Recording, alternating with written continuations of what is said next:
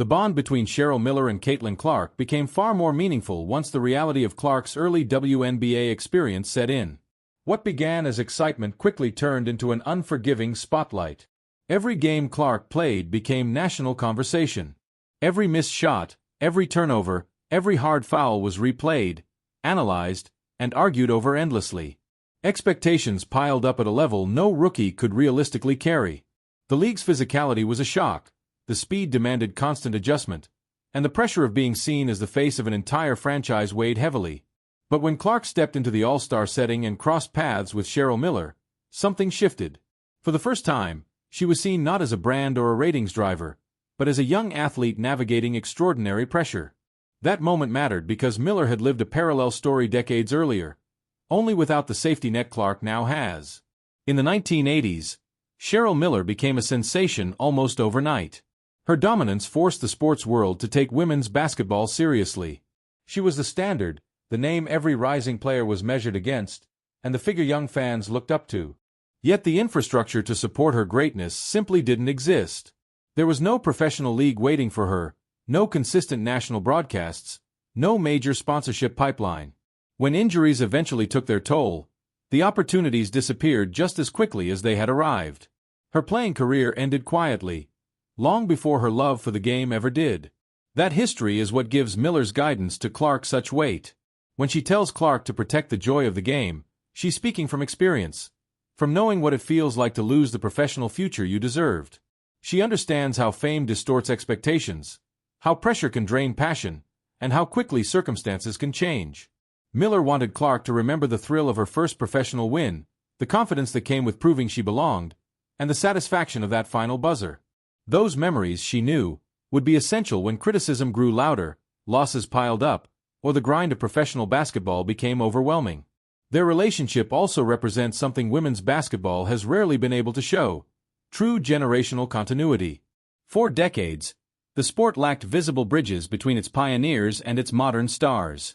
Legends like Miller changed the game, yet never shared the professional stage with the players who followed.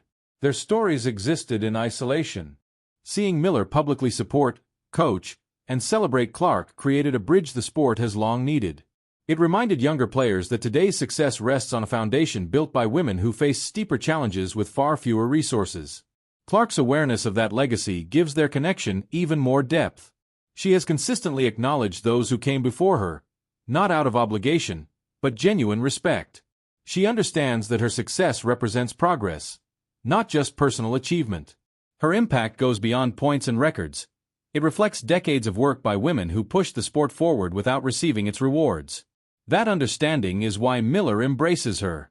She sees not just a star, but someone who knows who lit the torch she now carries. As Clark moved through her first professional months, everything Miller warned her about came true. The pressure intensified. Critics questioned whether her game would translate. Opponents played her physically, testing her toughness night after night. Media narratives swung wildly, celebrating her one game, doubting her the next.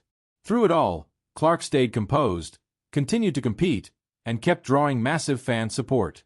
Still, when she spoke about how much it meant to have Miller in her corner, it revealed an important truth.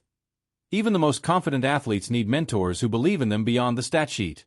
Together, Miller and Clark represent the evolution of women's basketball. Miller played before packed college arenas with nowhere to go next. Clark plays before sold-out professional crowds, backed by national broadcasts, sponsorships, and financial opportunities previous generations never imagined. The sport has grown, but one thing hasn't changed: the pressure placed on its brightest star. The expectation that a single player must lift the entire league remains heavy. Miller's message to Clark was simple but powerful. The only way to survive that burden is by staying rooted in a love for the game. Clark's legacy won't be defined solely by numbers or trophies. It will also be shaped by how she influences the players who follow her. One day, she'll become the mentor, offering guidance to a young star facing the same spotlight she once did. That continuity strengthens the sport, ensuring each generation builds on the last instead of starting over. At its core, the story of Cheryl Miller and Caitlin Clark is about legacy, opportunity, and responsibility. Miller never received the professional stage she earned, but she can help ensure Clark thrives on hers. Clark may never fully experience the sacrifices Miller made, but she carries them every time she steps on the court. Their connection reminds us that progress in women's sports isn't accidental. It's built through generations of resilience, support, and belief. So what do you think the next generation will take from Caitlin Clark, just as she learned from Cheryl Miller? Will this culture of mentorship continue shaping the future of women's basketball? Share your thoughts in the comments. Your voice matters.